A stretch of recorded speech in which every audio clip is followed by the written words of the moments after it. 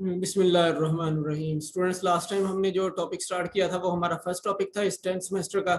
और वो हमने कहा था कि ये हमने from fourth generation drug delivery system start करना है।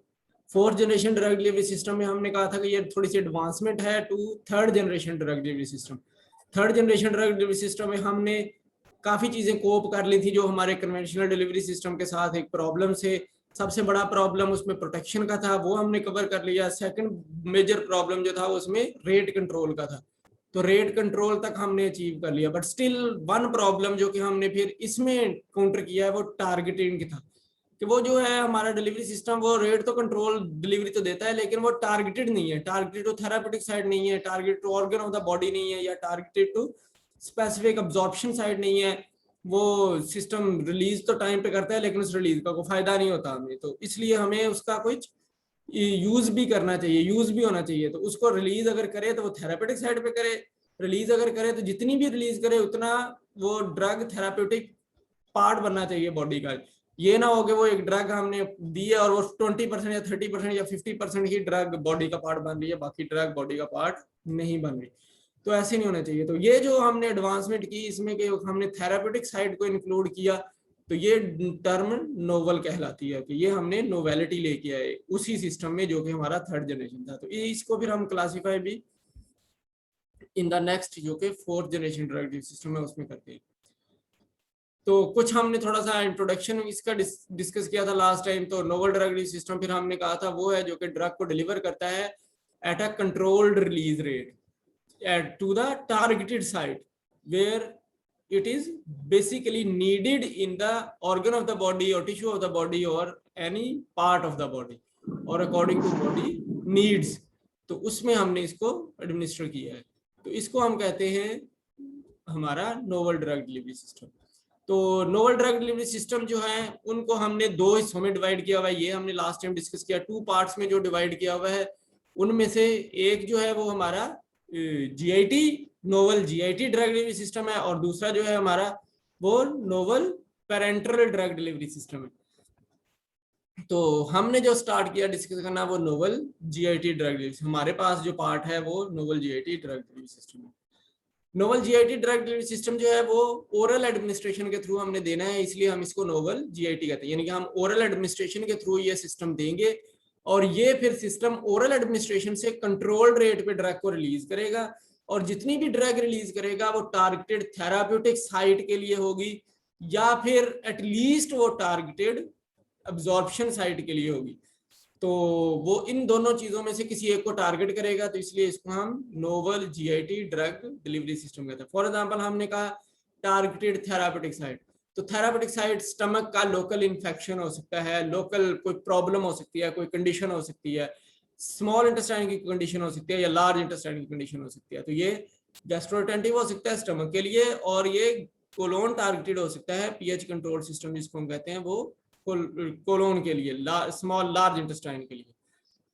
अच्छा, टारगेटेड अब्जॉर्प्शन साइट से मुराद है हमारी कि जब हमने कहा कि एक ड्रग जो कि डिग्रेड कर देती है, जब आगे जाके वो स्मॉल इंटेस्टाइन में जाती है, लार्ज इंटेस्टाइन में जाती है, तो वहां पे तो वो फिर अब्जॉर्ब होने का उसका कोई फायदा ही नहीं है, वहां कंट्रोल रिलीज का तो हमें कोई फायदा नहीं है। तो उसको नॉर्मली वहां पे ही अब्जॉर्ब हो जाना चाहिए जहां पे वो एक्टिव फॉर्म में एग्जिस्ट करती है। तो ड्रग अगर एक्टिव फॉर्म में एग्जिस्ट करती है स्टमक और ड्यूडेनम में, तो उसको वहीं पे अब्जॉर्ब होना चाहिए, तो इसको वहां पे रहना चाहिए। तो ये उसकी टारगेटेड अब्जॉर्प्शन साइट है, उसको ज्यादा से ज्यादा अब्जॉर्ब करवाने के लिए। तो इसको हम, ये हमारा फिर इसी में क्लासिफाइड हमारा गैस्ट्रोरिटेंटिव ड्रग डिलीवरी सिस्टम भी है, यानी कि गैस्ट्रोरिटेंटिव से हम ये काम करते हैं। यही काम हम किसी एक स्पेसिफिक टिश्यू में जब टारगेट करना होता है तो हम ओस्मोटिक पंप से भी टारगेट करते हैं या हम आयन एक्सचेंज से टारगेट करते हैं। तो ये कुछ एग्जांपल्स हैं हमारे इस novel GIT drug delivery system के, इनको हम एक एक करके डिस्कस करेंगे। तो फर्स्ट ऑफ ऑल हम जो डिस्कस करेंगे वो हमारा गैस्ट्रोरिटेंटिव ड्रग डिलीवरी सिस्टम है। गैस्ट्रोरिटेंटिव ड्रग डिलीवरी सिस्टम में ये बाय नेम जैसे गैस्ट्रो से मुराद है कि ये गैस्ट्रिक पोर्शन की बात की जा रही है। तो गैस्ट्रिक पोर्शन में हम गैस्ट्रिक पोर्शन में एसोफेगस के इस कार्डियक स्फिंक्टर से शुरू होता है। ये जो कार्डियक नॉच या कार्डियक स्फिंक्टर जिसको हम कहते हैं, ये एक प्रॉपर स्फिंक्टर तो नहीं है लेकिन छोटा मोटा एक ब्लॉकेज है, ब्लॉकेड जो कि रिवर्स मूवमेंट को रोकती है। ये यहाँ से स्टार्ट होता है हमारा गैस्ट्रिक फेज। नॉर्मली हम एसोफेगस को भी इसमें कैलकुलेट करते हैं कि ये क्योंकि एक कोई ऐसी बैरियर एंट्री नहीं है तो एसोफेगस भी इसी का पार्ट है। लेकिन प्राइमरीली अगर हम कहें तो कार्डियक स्फिंक्टर से या कार्डियक नॉच से या कार्डियक हमारा एक ज्वाइंट है, उस ज्वाइंट से ये स्टार्ट होता है हमारा गैस्ट्रिक फेज। तो इसको हम गैस्ट्रो कहते हैं। रिटेंटिव कि वो इसमें रहे। अच्छा, ये चलता है, इसमें स्टमक इसका पार्ट है, इसके बाद इसमें ड्यूडेनम इसका पार्ट है। तो प्राइमरली स्टमक को स्मॉल इंटेस्टाइन, ड्यूडेनम क्योंकि स्मॉल इंटेस्टाइन का पार्ट है तो इसको आपस में सेपरेट किया होता है इस पाइलोरिक स्फिंक्टर से, पाइलोरस भी कहते हैं हम इसको। तो ये एक प्रॉपर स्फिंक्टर है, ये इसको बंद कर देता है। तो स्टमक का मुंह बंद रहेगा अनटिल अनलेस के पेरिस्टाल्टिक मूवमेंट को फुल पुश करेगी तो ये एंट्री ओपन होती है। तो फिर यहाँ से कंटेंट इस ड्यूडेनम के अंदर जा सकते हैं, अदरवाइज कंटेंट इसके अंदर नहीं जा सकते। अच्छा, तो ये जो है ये डोम शेप थोड़ा सा हमारा स्टमक होता है। सबसे ऊपर वाला पार्ट फंडस कहलाता है, जो कि जिसमें लिक्विड कम जाता है। अगर ये फिल हो जाए लिक्विड से तो फिर लिक्विड उधर तक कम मूव करता है, वो सिर्फ मूवमेंट ऑफ द बॉडी वो लिक्विड वहां तक जाता है लेकिन वहां नहीं मूव करता। फिर ये कर्वेचर आ जाता है जो एक ग्रेटर कर्वेचर कहलाता है। तो ग्रेटर कर्वेचर इसमें ज्यादातर कंटेंट्स मूव करते हैं। एनी सिस्टम जो कि इसकी विस्कोसिटी से, इस फ्लूइड की विस्कोसिटी डेंसिटी से कम होगा वो फंडस तक आएगा, वो फंडस के ऊपर ठहरना, वो फंडस में ठहरना शुरू करेगा। और एनी सिस्टम जिसकी डेंसिटी इससे, इस फ्लूइड से काफी ज्यादा होगी वो इधर नीचे बॉटम में आना शुरू होगा, तो बॉटम पे आएगा। तो जो यहाँ पे रहेगा वो भी इधर ही रहेगा, जो इधर बैठ गया नीचे वो भी, क्योंकि यहाँ से तो मूव फोर्स चाहिए, तो फोर्स तो इस कंटेंट को लग रही होती है, ये नीचे वाला तो ड्रैग करके यहाँ से ले जाना मुश्किल हो जाता है। अच्छा, तीसरा, या फिर वो इधर कहीं अटैच कर जाए या इधर कहीं अटैच कर जाए तो वो गैस्ट्रोरिटेंटिव हो सकता है। तो गैस्ट्रोरिटेंटिव एक्चुअली एक अप्रोच है जो कि गैस्ट्रिक रेजिडेंस टाइम को इंक्रीज करने के लिए यूज होता है। गैस्ट्रिक रेजिडेंस टाइम यानी कि वो टाइम जो कि स्टमक के अंदर किसी भी ड्रग ने रिजाइड करना है, उस टाइम को इंक्रीज करने के लिए या प्रोलॉन्ग करने के लिए हम यूज करते हैं। तो इससे हम क्या कर लेते हैं, जब इसके अंदर बहुत ज्यादा रहती है तो वो कंडीशन जो कि स्टमक की लोकल है या ड्यूडेनम की लोकल है, ड्रग उनके ऊपर कंसंट्रेट कर देती है। यानी कि ड्रग हमेशा रिलीज ही स्टमक में होनी है, तो वो जानी थोड़ी, जब मूव भी करेगी तो सीधी ड्यूडेनम में जानी है। तो स्टमक और ड्यूडेनम की जो लोकल डिजीज है, जैसे अल्सरेटिव डिजीजेज हैं, तो उन डिजीजेज को हम ट्रीट कर सकते हैं। तो वो टारगेटेड है, साइट स्पेसिफिक रिलीज है, इसको हम targeted site specific drug release कहते हैं।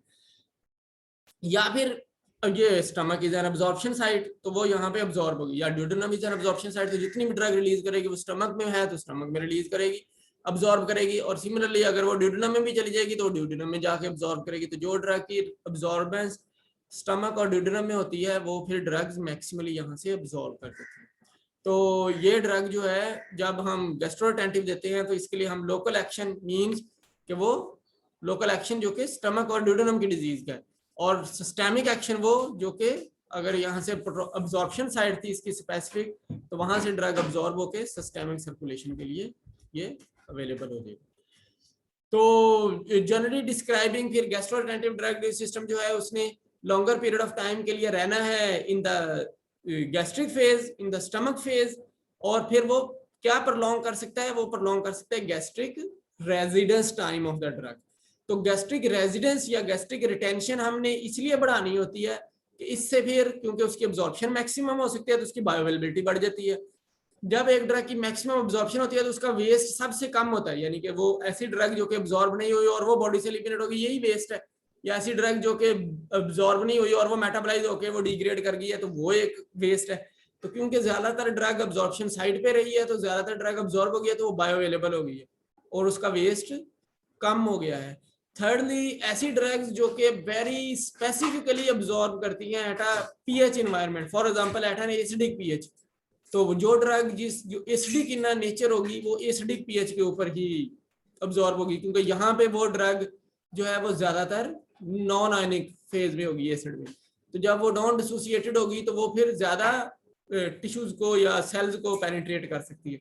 अगर वो डिसोसिएटेड होगी तो वो सॉल्युबल ज्यादा हो सकती है, लेकिन कोई एसिडिक है तो एसिड के अंदर तो एसिड तो मिसिबल होगा, ड्रग वो मिसिबल हो जाएगी तो उसको सॉल्युबलाइज होने की जरूरत नहीं होती, तो वो ड्रग यहाँ से जल्दी पेनिट्रेट कर सकती है। उसकी परमेबिलिटी यहाँ से ज्यादा हो सकती है। तो एसिडिक ड्रग जब बेसिक में जाती है तो बेस और एसिड का तो रिएक्शन होता है ऑलवेज, तो वो रिएक्ट करके कोई और चीज बना देती है सॉल्ट, और कभी कभी ऐसे सॉल्ट्स होते हैं जो कि फिर इनसॉल्युबल होते हैं, और जब वो इनसॉल्युबल हो जाएगा सॉल्ट, और वो सॉल्ट फिर क्योंकि आगे तो ऐसा जगह नहीं है जो कि अब्जॉर्प्शन साइट है प्रॉपर, वहां तो जो लिक्विड होगा वही अब्जॉर्ब हो सकता है। तो जब वो लार्ज इंटेस्टाइन में या स्मॉल इंटेस्टाइन में पहुंच के कोई सॉल्ट बना लेगी तो वो सॉल्ट जो है फिर वो सॉल्युबल नहीं किया जा सकता, और वो सॉल्युबल नहीं किया जा सकता तो वो अब्जॉर्ब भी नहीं किया जा सकता। तो solubility of the drug improve हो सकती है, की जा सकती है फिर उन ड्रग्स की जो कि किसी एक पीएच एनवायरनमेंट में ज्यादा सॉल्युबल है, या उनमें वो ज्यादातर स्टे कर सकती हैं, या उसमें मिसिबल है, तो वो हम इंप्रूव कर सकते हैं बाय गैस्ट्रिक रिटेंशन। तो जो ड्रग्स फिर हम लोकल डिलीवरी के लिए देंगे स्टमक की या प्रॉक्सिमल स्मॉल इंटेस्टाइन की, वो हम इस गैस्ट्रोरिटेंटिव डिलीवरी सिस्टम से दे सकते हैं। तो ये करने के लिए हमारे पास कुछ मैकेनिज्म है कि हम ये कैसे कर लेंगे गैस्ट्रोरिटेंशन। तो हम गैस्ट्रोरिटेंशन कर सकते हैं by adhering the system to the mucous membrane. Mucous membrane हम उस मेम्ब्रेन को कहते हैं जो हमारे स्टमक के इनर लाइनिंग के ऊपर एग्जिस्ट करती है, वो म्यूकस मेम्ब्रेन है। तो अगर हम म्यूकस मेम्ब्रेन के साथ इसको, वो स्टिकी इन नेचर है, तो हम उसके साथ अगर उसको अडहियर करा दें तो ये अडहिजन होगी, तो म्यूको अडहिजन से हम ये कर सकते हैं, वो उसके साथ अटैच रहेगा। या फिर ये फ्लोटेशन है, तो सिस्टम जो है वो फ्लोट करेगा, वो फंडस में रहेगा। सिस्टम जब फंडस में रहेगा तो उसको कोई भी पेरिस्टाल्टिक मूवमेंट जो है वो इफेक्ट नहीं करेगी। पेरिस्टाल्टिक मूवमेंट इफेक्ट नहीं करेगी तो वो सिस्टम फिर यहाँ से इवैक्यूएट नहीं करेगा, या वो गैस्ट्रिक फेज को पास नहीं करेगा। तीसरा मैंने लिखा हुआ है सेडिमेंटेशन, या ये हाई डेंसिटी इसको कह लें आप। तो अगर हम सिस्टम की डेंसिटी इतनी हाई कर ले, तो वो मैंने आपको बताया था पिछली पिक्चर में कि सिस्टम की डेंसिटी हाई हो जाएगी तो वो ये बॉटम ऑफ द स्टमक में चला जाएगा। जब बॉटम में चला जाएगा तो ये उठ के ऊपर नहीं जा सकता यहाँ से। तो इस तरह से आप कहें कि बॉटम ऑफ द स्टमक में चला गया तो इसकी सेडिमेंटेशन होगी। तो सेडिमेंटेशन हम यूज कर सकते हैं। इसका कुछ ड्रॉबैक्स हैं, तो अब ये सिस्टम यूज नहीं होता। अच्छा, इसके अलावा एक्सपेंशन भी एक टर्म यूज होती है। एक्सपेंशन से मुराद है स्वेलिंग कंट्रोल, स्वेलेबल। तो ऐसा सिस्टम स्वेलेबल इसलिए लिखा क्योंकि स्वेलेबल सिस्टम हमारे डिफरेंट है, वो थर्ड जनरेशन में क्लासिफाइड है, तो इसको एक्सपेंशन सिस्टम कहते हैं, और मिलते जुलते स्वेलेबल सिस्टम से है। ये एक्सपेंशन से मुराद है ये बहुत बड़ा साइज ले लेते हैं। जब ये स्वेल करते हैं, ये बॉडी में जाते हैं तो स्वेल करते हैं या एक्सपैंड करते हैं। तो एक्सपैंड करके ये काफी हायर साइज के हो जाते हैं, इतने हायर साइज के हो जाते हैं कि ये अब पाइलोरिक स्फिंक्टर से गुजर नहीं सकते। पाइलोरिक स्फिंक्टर में से, यानी कि साइज इनका बड़ा हो गया है, साइज बड़ा हो जाने की वजह से ये जो पाइलोरिक स्फिंक्टर से ये अगर इस साइज के हो जाएं फॉर एग्जांपल, तो ये फिर इसके अंदर से घुस नहीं सकते, पाइलोरिक स्फिंक्टर स्मॉलर हो जाता है, तो वो फिर इसको लीव नहीं कर सकते। इसका भी डिसएडवांटेज होता है कि ये जो हमारा सिस्टम है ये फिर प्लग बन जाता है, यानी कि ये पाइलोरिक स्फिंक्टर के अंदर जाकर फंस जाता है क्योंकि वो इसको गुजार नहीं सकता और पीछे जाने नहीं देता, तो प्लग टाइप डिलीवरी सिस्टम बन जाता है। तो ये फिर कंटेंट्स का रास्ता ही रोक देता है, कोई भी कंटेंट वहां से आगे नहीं जा सकते। इसको हम ऑब्स्ट्रक्शन कहते हैं। तो ये गैस्ट्रिक ऑब्स्ट्रक्शन हो जाती है, तो इसलिए ये भी अब नहीं यूज होते। इस तरह मॉडिफाइड शेप सिस्टम, ये शेप इनकी मॉडिफाइड है ताकि ये रिसेप्टर्स को बाइंड कर सकें, जो रिसेप्टर जीआईटी के अंदर एग्जिस्ट करते हैं। तो ये भी एक्चुअली म्यूकोएडहेजन में ही क्लासिफाई होते हैं, हम इनको म्यूकोएडहेजन में ही पढ़ेंगे, लेकिन ये मॉडिफाइड शेप सिस्टम होते हैं। तो ये एक डिफरेंट शेप ले लेते हैं, वो शेप जो कि कहीं ना कहीं जाके अटैच कर सकती है। तो ऐसी शेप ज्यादातर रिसेप्टर्स के ऊपर जाके अटैच कर सकती है, या ये कोई बॉन्ड बना सकती है ऐसी शेप, तो वो कोई बॉन्ड बना सकती है। तो ये भी म्यूकोएडहेजन में आ सकते हैं। तो इसके अलावा या फिर हम ऐसे कर सकते हैं कि हम पेरिस्टाल्टिक मूवमेंट्स को ही स्लो कर दें, इतनी स्लो कर दें कि वो गैस्ट्रिक कंटेंट्स को वहां से निकालने के लिए सफिशिएंट ही ना हो। तो हमने कोई ऐसा एजेंट एडमिनिस्टर कर देना है जो फार्माकोलॉजिकल एजेंट होगा और वो गैस्ट्रिक एम्पटाइम को डिले कर देगा, यानी कि वो पेरिस्टाल्टिक मूवमेंट को स्लो कर देगा।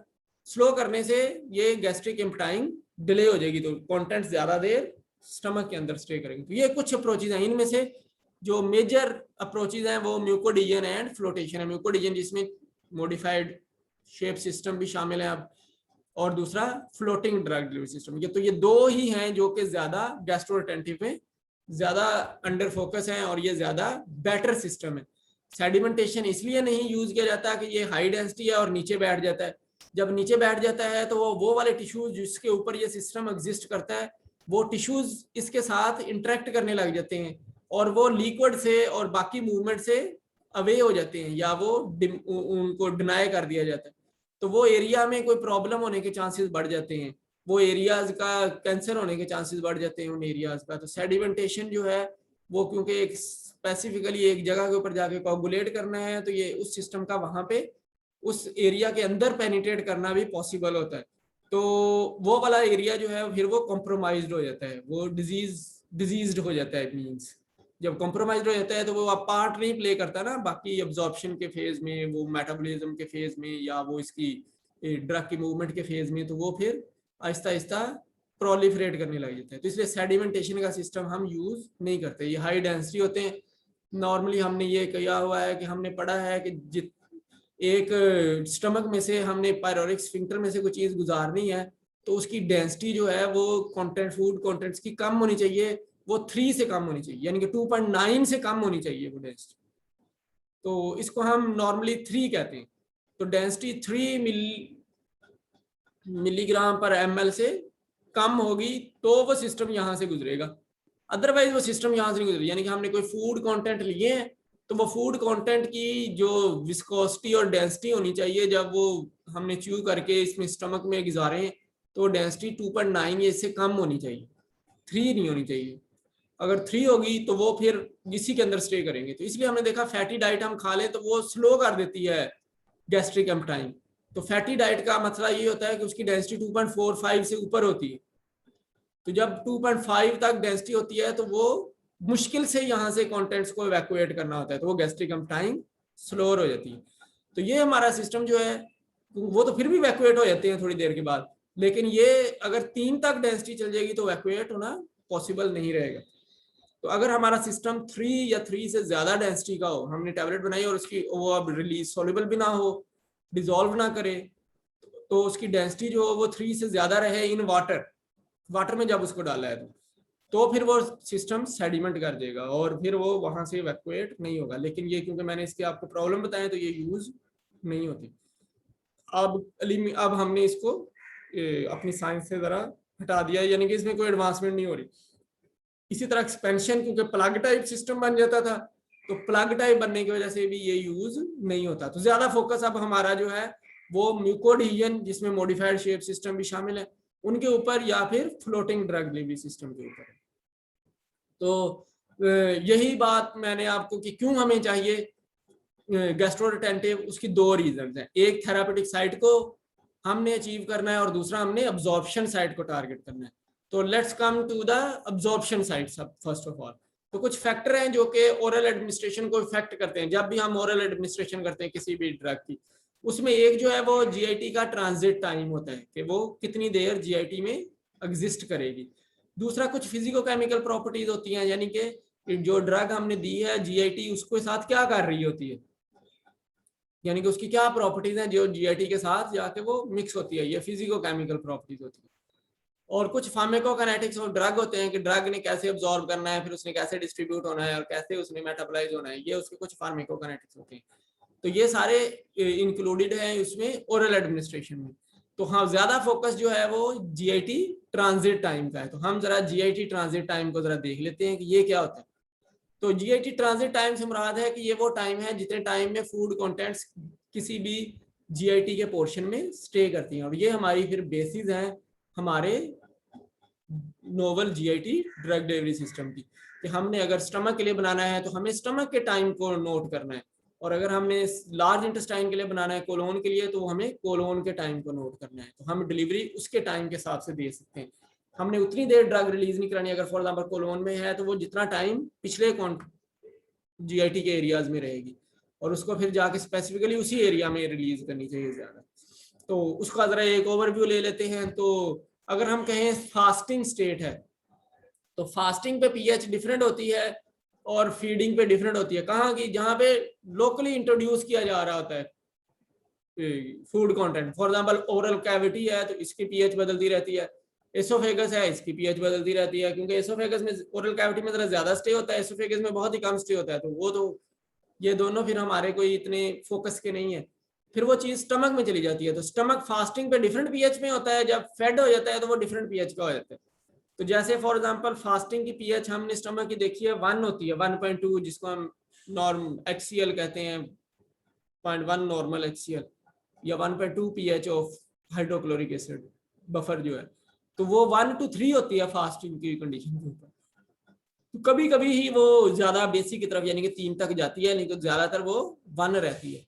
लेकिन अगर वहां पे फूड कंटेंट एग्जिस्ट करते हैं तो उसकी पीएच फिर 4 से ऊपर चली जाती है और 5 तक चली जाती है, 4.3 से 5.4 तक हो जाती है। तो अगर सिर्फ लिक्विड है उसमें तो वो फास्टिंग स्टेट है, वो उसका स्टमक में ट्रांजिट टाइम जो है वो 30 मिनट्स होता है। 30 मिनट्स में यानी कि हाफ एन आवर में वो यहाँ से लिक्विड बाहर निकाल दिया जाता है। तो हम कोई भी लिक्विड डाइट लेंगे, वो liquid diet depending upon its viscosity and density, वो आपको 30 मिनट्स में यहाँ से इवैक्यूएट, अगर डेंसिटी बढ़ती जाएगी तो 30 मिनट्स नहीं, ज़्यादा टाइम लेगी इससे। लेकिन हमने वाटर या मिल्क या योगर्ट इस तरह की कोई चीज़ खाई है तो वो मैक्सिमम आधे घंटे में यहाँ से पास आउट हो जाएगी। और अगर हमने कोई हैवी डाइट ली है, साथ में कोई सॉलिड कंटेंट्स लिए हुए हैं, तो सॉलिड कंटेंट्स को 1 आवर रिक्वायर्ड है एटलीस्ट, तो 1 घंटे में यहाँ से बाहर जाता है। तो बाज़ औक़ात इससे भी ज़्यादा बढ़ जाता है रिटेंशन टाइम, जब हमारी डेंसिटी या विस्कोसिटी और बढ़ जाती है, यानी कि फैट की है तो फैट जो है वो कभी भी 2 या 2.5 आवर से पहले यहाँ से नहीं निकलेगा। 2 आवर्स का कह लें, 2 आवर से पहले वो यहाँ से फैट स्टमक से बाहर नहीं जा सकता, क्योंकि वो स्लोली यहाँ से गुजरना शुरू होगा हाई डेंसिटी होने की वजह से। तो उस वक्त फिर ये फैट की कंडीशन में आते हैं। तो हमारी भी लिपोफिलिक ड्रग्स जो होंगी उनके लिए भी कुछ ऐसा ही है कि वो 2 घंटे तक स्टमक में एग्जिस्ट करेंगे। फिर जब ड्रग यहाँ से ड्यूडेनम, तो ड्यूडेनम एक शॉर्टर फेज होता है, बहुत छोटा पार्ट है जो कि हमारे first part of small intestine है। तो ड्यूडेनम क्योंकि बहुत छोटा सा होता है तो उसमें फिर टाइम ऑफ रेजिडेंस भी बहुत कम होता है, और ये डाउनवर्ड होता है, तो स्ट्रेटर नहीं होता, डाउनवर्ड होता है। तो ये भी इसमें से भी चीजें फॉल करके इलियम के अंदर जाना शुरू हो जाती है, तो इलियम और जीजोनम में जाना शुरू हो जाती है। तो इसलिए इसका शॉर्टर टाइम होता है। और क्योंकि प्रिस्टाल्टिक मूवमेंट सारी की सारी अराइज ज्यादातर हाई विस्कोसिटी पे जो होती हैं, हाई इंटरेक्शन पे होती हैं, वो प्रिस्टाल्टिक मूवमेंट्स वो ड्यूडेनम में होती हैं, तो ड्यूडेनम से बड़ी तेजी से गुजारती हैं। इस तरह वो चलती हैं तो वो जिजनम और इलियम में चलती हैं, तो वो तेजी से जिजनम और इलियम को भी गुजारती हैं। तो ये हमारा स्मॉल इंटेस्टाइन का जो जिजनम और ड्यूडेनम का फेज है ये बहुत शॉर्टर है, सिमिलरली इलियम का ये टोटल 2.5 आवर्स का होता है। तो ड्रग जो है वो फास्टिंग स्टेट पे ड्यूडेनम जो कि 6 pH का होता है, जिजनम जो है, जिजनम और फर्स्ट पार्ट ऑफ इलियम जो है वो 6 to 7 pH का होता है, और ये बहुत छोटे छोटे होते हैं। और फिर इलियम जो है वो बेसिक pH का होता है, वो 7.4 pH तक होता है। यहाँ पे जो ड्यूडेनम है वो फास्टिंग स्टेट पे जरा थोड़ा सा ज्यादा न्यूट्रल की तरफ होता है, और जब फेड स्टेट है तो ज्यादा जरा एसिडिक स्टेट पे आ जाता है।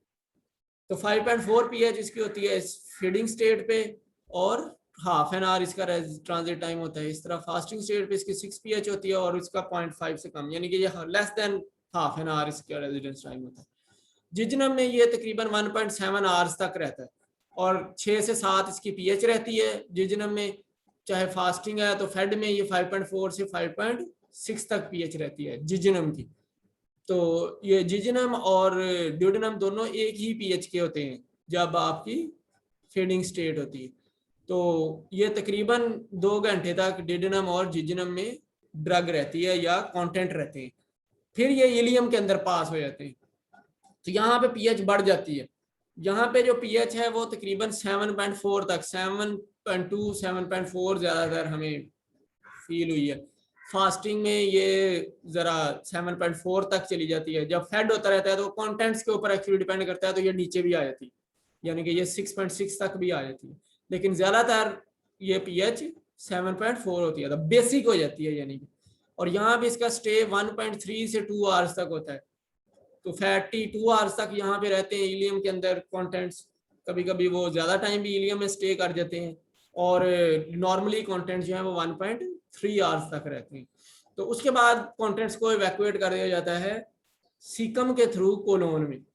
आगे इलियम के बाद सीकम आता है, सीकम से कोलोन आती है। तो सीकम एक राउंड टर्न होता है, ये सीकम एक बहुत बड़ा राउंड सी शेप का एरिया होता है, तो उसमें बहुत से कंटेंट्स होल्ड होते हैं। इसी के साथ अपेंडिक्स भी होती है, तो अगर कोई कंटेंट टॉक्सिक हो तो ये सीकम अपेंडिक्स के अंदर मूव कर देता है, तो अपेंडिसाइटिस हो जाता है, यानी कि उसकी स्वेलिंग हो जाती है। अच्छा, तो यहाँ से कोलोन, सीकम के आगे कोलोन शुरू होती है, असेंडिंग कोलोन है, ट्रांसवर्स कोलोन है, एंड देन डिसेंडिंग कोलोन है।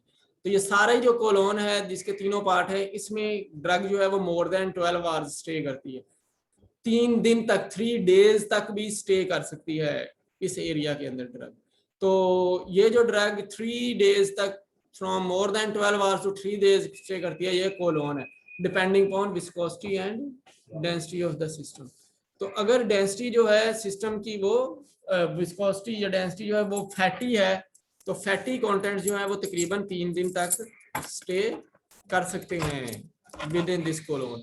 और अगर ये लिक्विड है या वो एक नॉर्मल कार्बोहाइड्रेट और प्रोटीन डाइट है, तो वो तकरीबन 12 आवर्स यानी कि 13.5 आवर्स तक इसमें स्टे करती है। पीएच जो है वो न्यूट्रल होती है हमारी कोलोन की, तो कोलोन जो है वो 7 पीएच का है, तो डिपेंडिंग ऑन कंटेंट ये 6.8 पे भी आ जाती है, लेकिन आपने प्राइमरीली जो इसको डिजाइन करना होता है वो 7 पीएच होती है, या 6.8 भी डिजाइन कर लेते हैं हम, 6.8 या 7 पीएच। ये कहीं नहीं आती 6.8 या 7, आती है तो कोई फेजेस में आती है, इतनी देर में कोई ड्रग रिलीज नहीं हो सकती। ये 13.5 घंटे के लिए अगर पीएच 6.8 रहे तो वो ड्रग फिर यहाँ पे मैक्सिमली रिलीज कर सकती है और फिर वो अब्जॉर्ब हो सकती है। तो यहाँ से एक कंसेप्ट जो हमारा बनता है वो, फिर कोई भी ड्रग जो है वो अब्जॉर्ब होती है या वो ड्रग का रेजिडेंस एरिया है, तो वो जो एरिया पार्ट ऑफ जीआईटी है या पोर्शन है जीआईटी जहाँ से मैक्सिमम ड्रग अब्जॉर्ब होती है, या फिर वेरियस पोर्शन है, एक पोर्शन है या ज्यादातर पोर्शन है, तो वो जहां से अब्जॉर्ब होती है, मैक्सिमम अब्जॉर्ब होती है, वो एरिया उसकी अब्जॉर्प्शन विंडो कहलाता है। तो अब्जॉर्प्शन विंडो जो है वो स्पेसिफिक एरिया या पोर्शन ऑफ द जीआईटी है जहां से major portion of drug absorb होता है। तो जहां से ये ज्यादातर ड्रग अब्जॉर्ब नहीं होती वो अब्जॉर्प्शन विंडो नहीं कहलाएगी, यानी कि वहां पे वो डिग्रेड कर जाती है या वो वहां से गुजर जाती है, तो वो उसको उसकी अब्जॉर्प्शन नहीं कहेंगे। तो एसिडिक ड्रग जो है उसकी अब्जॉर्प्शन जो है स्टमक और ड्यूडेनम में बहुत ज्यादा होती है और इंटेस्टाइन में वो कम होती है, तो इसका मतलब है इंटेस्टाइन में वो नहीं होनी अब्जॉर्ब, तो उसके लिए अब्जॉर्प्शन विंडो जो है वो क्या होगी, एसिडिक होगी, या स्टमक होगी, या स्टमक के साथ ड्यूडेनम होगा। तो जब भी हमने एक कंट्रोल रिलीज फिर डिलीवरी सिस्टम बनाना है तो उसको हमें साइट स्पेसिफिक करना है, तो वो हमें रिक्वायर्ड है गैस्ट्रिक रेजिडेंस टाइम बढ़े उसका, ताकि वो ड्रग ज्यादा से ज्यादा अब्जॉर्प्शन विंडो के अंदर स्टे कर सके। तो ज्यादातर ये लोकल डिजीजेस के लिए भी यूज होता है ऐसा ही सिस्टम, जिसकी हम अब्जॉर्प्शन विंडो बढ़ा लेते हैं। तो गैस्ट्रिक रिटेंशन को टाइम को इंक्रीज करना, फिर स्टमक के लिए वो एडवांटेजेस है लोकल एक्शन के लिए, फॉर एग्जांपल पेप्टिक अल्सर जैसी डिजीज, या फिर सिस्टेमिक एक्शन के लिए, यानी कि हमें उस ड्रग को बॉडी में, उस ड्रग को हमने सिस्टेमिक सर्कुलेशन में लेके जाना है, थेरापेटिक साइट पे लेके जाना है, तो या तो वो फिर थेरापेटिक साइट की है या फिर वो locally treatment of peptic ulcer के लिए यूज हो रही है। तो कुछ ये फैक्टर्स हैं, 3 फैक्टर्स हैं जो कि अब्जॉर्प्शन विंडो को डेवलप करते हैं, जो अब्जॉर्प्शन विंडो इनके ऊपर डिपेंड करती है। एक फैक्टर जो है उसको हम फिजिको केमिकल फैक्टर कहते हैं। Physico chemical factor solubility stability से, यानी कि ये ड्रग की कोई भी जो ड्रग का वहां पे जाके एक्शन होता है इन द जीआईटी के, ड्रग जीआईटी के साथ जब मिक्स होगी तो वो क्या करेगी इसके साथ, तो वहां पे एक पीएच के साथ इसका एक्सपोजर होगा और कुछ इंजाइम्स के साथ इसका एक्सपोजर होगा। तो फिजिको केमिकल फैक्टर जो है वो इसका इंटरेक्शन विद पीएच ड्रग का, और ड्रग की यानी कि फेज किस तरह की ड्रग है तो उसका इंटरेक्शन विद पीएच, और फिर इसका इंजाइम्स के साथ इंटरेक्शन। तो पीएच को हमने 2 हिस्सों में डिवाइड किया है, एक सॉल्युबिलिटी और एक स्टेबिलिटी में। सॉल्युबिलिटी से मुराद ये है कि ड्रग की सॉल्युबिलिटी जो है वो डिपेंड करती है बहुत सी ड्रग की सॉल्युबिलिटी, यानी कि ज्यादा हर ड्रग की नहीं, अगर किसी ड्रग की सॉल्युबिलिटी डिपेंड करती है पीएच ऑफ द जीआईटी पे, तो वो तो फिर उसी में सॉल्युबल होगी, यानी कि वो सॉल्युबल होगी। एसिडिक ड्रग है तो वो एसिड में मिसिबल होगी, तो वो मिसिबल होने की वजह से वो उसी में सॉल्युबलाइज कर देगी, तो वो उसी में सॉल्युबल होगी, तो सॉल्युबल होने की वजह से उसकी पीएच डिपेंडेंट सॉल्युबिलिटी होगी। लेकिन वो अगर बेसिक में चली जाएगी, बेसिक एरिया में इलियम में चली जाएगी, तो इलियम में वो फिर किसी ना किसी चीज के साथ बाइंड कर देगी, यानी कि वो बेसिक कंडीशन है तो बेसिक कंडीशन में वो उसके साथ बाइंड करके कोई नया साल्ट बनाना शुरू कर देगी। वो जो नया साल्ट है वो सॉल्युबल नहीं होगा, क्योंकि वो उसने आगे लेसर वाटर के कंटेंट्स में जाना शुरू हो जाएगा। तो जहां वाटर कम होता जाएगा तो वहां पे फिर पॉसिबल नहीं है उस ड्रग को सॉल्युबलाइज कराना, तो ये उसकी स्टेबिलिटी कहलाती है। तो ड्रग फिर स्टेबल नहीं रहेगी, यानी कि वो डिग्रेड कर देगी आगे जाके पीएच के ऊपर। साल्ट बन गया उसका तो वो सॉल्युबल नहीं है तो वो डिग्रेड करना है, तो वो डिग्रेड कर देती है। तो पीएच डिपेंडेंट सॉल्युबिलिटी भी हो सकती है और पीएच डिपेंडेंट स्टेबिलिटी भी हो सकती है। सिमिलरली एंजाइमेटिक डिग्रेडेशन है, तो बहुत सी ड्रग्स जो हैं वो जो स्मॉल और लार्ज इंटेस्टाइन में एंजाइम्स एग्जिस्ट करते हैं उन एंजाइम्स की वजह से डिग्रेड कर देती है। तो एंजाइमेटिक डिग्रेडेशन अगर एक ड्रग की हो जाती है कोलोन में, यानी कि ये गट के एंजाइम्स हैं जो कि स्मॉल इंटेस्टाइन में लार्ज इंटेस्टाइन में एग्जिस्ट करते हैं, ये मैं उनके लिवर के एंजाइम्स की बात नहीं कर रहा। तो अगर कोई ड्रग इसमें लार्ज इंटेस्टाइन और स्मॉल इंटेस्टाइन के एंजाइम्स में गट एंजाइम्स में जाके डिग्रेड कर देती है तो उसको भी फिर अब्सॉर्ब करना है पहले पहले वहां से पहुंचने से पहले, तो उसको भी फिर हमें गैस्ट्रो रिटेंटिव रखना है, यानी कि उसकी भी एक अब्जॉर्प्शन विंडो फिर डिजाइन हो जाती है कि वो उसने किस जगह पे अब्सॉर्ब होना है। सेकेंडली फैक्टर जो है वो हमारा फिजियोलॉजिकल फैक्टर है। फिजियोलॉजिकल फैक्टर में हम कहते हैं दो फैक्टर्स हैं आगे फिजियोलॉजिकल फैक्टर जो कि अब्जॉर्प्शन विंडो के कंसेप्ट को हाईलाइट करते हैं। एक जो है वो ड्रग अब्जॉर्ब किस तरह से हो रही है, यानी कि क्या मैकेनिज्म ऑफ अब्जॉर्प्शन है ड्रग का, और दूसरा वो माइक्रो ऑर्गेनिज्म कौन कौन से हैं जो कि उनको डिग्रेड कर सकते हैं, ड्रग को डिग्रेड कर सकते हैं। पहले हम एंजाइम्स की बात कर रहे थे, अब हम माइक्रो ऑर्गेनिज्म की बात करें क्योंकि माइक्रो ऑर्गेनिज्म भी एग्जिस्ट करते हैं बॉडी में। तो बॉडी के माइक्रो ऑर्गेनिज्म इसी पर्पस के लिए है कि उन्होंने ड्रग को डाइजेस्ट करना है, उन्होंने फूड को डाइजेस्ट करना है, उसको बॉडी के लिए यूजेबल बनाना है, या उन्होंने टॉक्सिन्स को खत्म करना है और टॉक्सिन्स को बॉडी से एलिमिनेट करना है। तो ये दो फैक्टर फिजियोलॉजिकल फैक्टर कराते हैं, या कैसे ड्रग अब्सॉर्ब हो रही है और किस तरह फिर डिग्रेड की जा रही है। तो अब्सॉर्ब जो होती है वो तीन तरीकों से होती है, ये हमें पहले पता है। एक्टिव ट्रांसपोर्ट हो सकती है, फैसिलिटेटेड ट्रांसपोर्ट हो सकती है, फैसिलिटेटेड डिफ्यूजन जिसको कहते हैं, या पैसिव डिफ्यूजन जिसको कहते हैं। ये पैसिव डिफ्यूजन हो सकती है, नॉर्मली ड्रग पैसिव डिफ्यूजन से मूव करती है। लेकिन अगर एक ड्रग पैसिव डिफ्यूजन से नहीं जा सकती, यानी कि वो ड्रग एसिडिक नहीं है, तो वो पैसिव डिफ्यूजन से नहीं जाएगी। तो जब अगर वो ड्रग पैसिव डिफ्यूजन से नहीं जा रही तो वो ड्रग फिर एक्टिव से जाएगी। तो एक्टिव से जाने के लिए ड्रग को चाहिए कि वो जहां पे ये मैकेनिज्म ऑफ एनर्जी या मैकेनिज्म जिससे वो पेनिट्रेट कर सकती है from stomach to the systemic circulation, तो वहां पे ही ड्रग अब्सॉर्ब कर सकती है, तो वो उसकी अब्सॉर्प्शन विंडो कहलाएगी। तो इस तरह ड्रग अगर एक्टिव से करती है या फैसिलिटेटेड से करती है तो वो एरिया जिसमें वो ड्रग एक्टिवली ट्रांसपोर्ट हो सकती है या फैसिलिटेटेड डिफ्यूजन शो कर सकती है, वो एरिया उसकी अब्जॉर्प्शन विंडो बन जाएगा। तो हमें उसी के अंदर उसको अब्जॉर्ब कराना होगा, अदरवाइज वो अब्जॉर्ब नहीं हो सकती। इसी तरह से डीजीआईटी में बहुत से माइक्रोऑर्गेनिज्म एग्जिस्ट करते हैं, तो बहुत सी ड्रग्स जो है वो प्रो ड्रग्स होती हैं। जब प्रो ड्रग है तो वो फिर कहीं और तो अब्जॉर्ब नहीं हो सकती, तो उसको चाहिए कि वो डिग्रेड करे, तो उसको कोई एंजाइम चाहिए।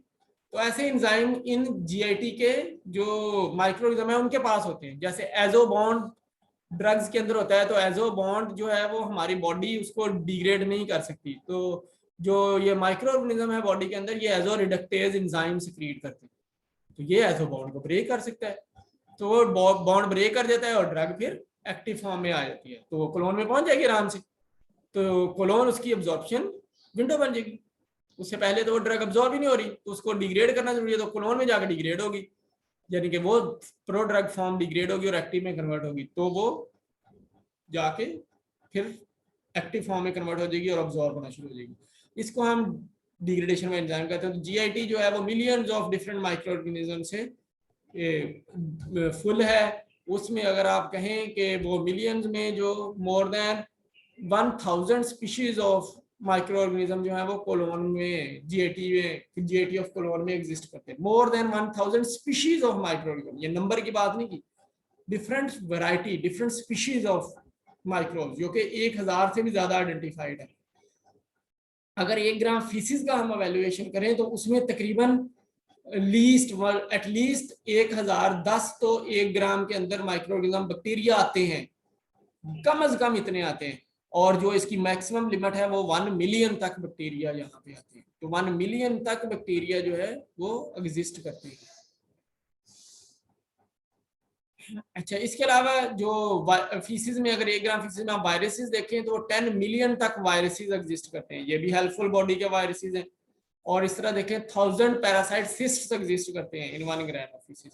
तो ये सारे के सारे किस पर्पस के लिए यूज होते हैं? ये हमारे लिए जो फूड कंटेंट्स हैं उनको हमारे लिए डाइजेस्टेबल बनाने के लिए। अच्छा, 2 बायोकेमिकल फैक्टर्स हैं जो कि अब्जॉर्प्शन कॉन्सेप्ट को, ये तीसरा हमारा बायोकेमिकल फैक्टर है जो कि अब्जॉर्प्शन कॉन्सेप्ट को इनहांस करते हैं।